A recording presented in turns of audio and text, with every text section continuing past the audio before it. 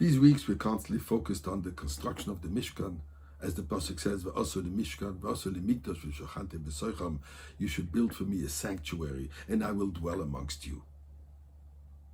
Our sages tell us, amongst you in plural, meaning b'soicham, b'soich kol echad ve'echad, within each and every one of us. God says, I don't want to just have a building. I want a living Mishkan.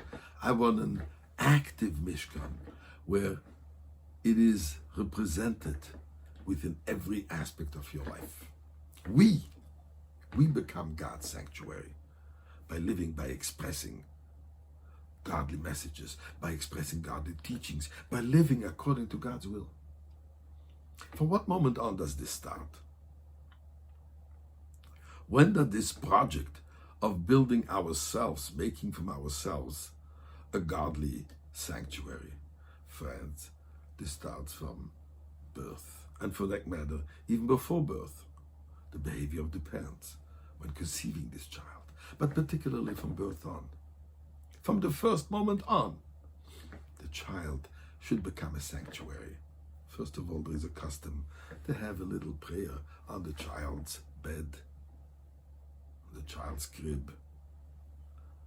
A little girl, at the first opportunity, when the Torah is being read after birth, assuming the little girl is born on a Sunday, the Monday morning, the father will go to synagogue and name the baby its Jewish name. The party could be much later. But first of all, to give him the name, so as to identify this child as a Jewish child. The Jewish name. A little boy will wait a few days till the 8th day of circumcision, and that's when he will be named. But even prior to that, there's a Friday night welcoming party in the Jewish home. The child belongs in a Jewish home. People will get together, wish each other blessings, say a shared Torah, shares Torah thought in honor of this new little child belonging in the Jewish community. Today I would like to focus on another custom, the Absherenish, at the age of 3. And that's for a personal reason. Yes, it's our grandchild's Absherenish today, if I may say so. Absherenish, cutting the hair. A ceremony of cutting the hair. Now, this is pushing it a little far. But the Rebbe writes that this is an old Jewish custom with tremendous meaning in terms of the education of the child. The Medrash says that Avraham Avinu was at the age of 3 when he recognized God. At the age of 3, a little child is very capable and sensitive to appreciating his place in godliness, her place. How so? A little girl, first of all, the Rebbe encourages that she should start lighting her own Shabbat candle. And for the little boy, we will do a hair cutting ceremony. This will include, first of all, leaving the corners of the pay, called the payas, the side locks. The hair lock on the side of the child's face. Now, some will have very long, very beautiful, some will have it short. But the idea is to recognize that on every corner of our life, God is present. We will also introduce this child then, which now is becoming much easier, to wear a kippah, just like the Kohen, the high priest and the regular priest. In the Bet HaMikdash, when the Torah describes his garments, as we spoke last week, there was a head cover to recognize there is someone above us.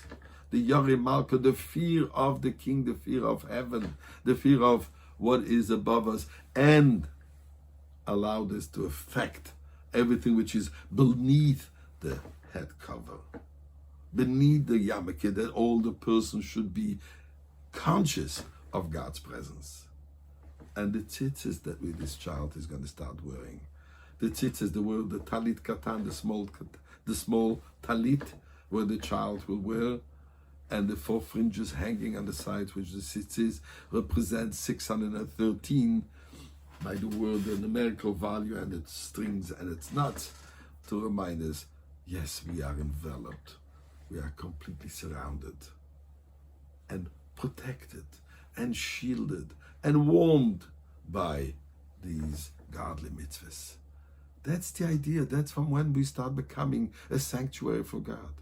And this is our responsibility as parents, that from early childhood on, to create, to bring this child into becoming a sanctuary for God.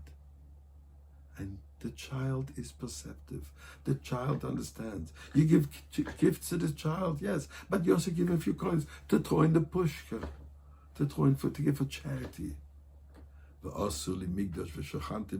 Says God, you should become a sanctuary for me from the first moment on. And by doing so, my friends, we certainly pray and we hope and we're certain that we will merit to have the third Beis Hamikdash now with Mashiach's revelation.